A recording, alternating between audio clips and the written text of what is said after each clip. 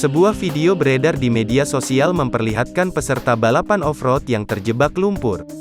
Menurut unggahan tersebut, ajang balap off-road ini diselenggarakan di Toraja, Sulawesi Selatan. Diunggah akun @fakta.indo pada tanggal 9 Maret tahun 2022, diperlihatkan dalam video para peserta balapan off-road sedang berusaha mengeluarkan motornya yang terjebak lumpur. Nampak lumpur menempel di sekujur tubuh pembalap, hingga ke motor yang ditungganginya. Bahkan ada peserta yang berjuang mengangkat tubuhnya dari tebalnya lumpur.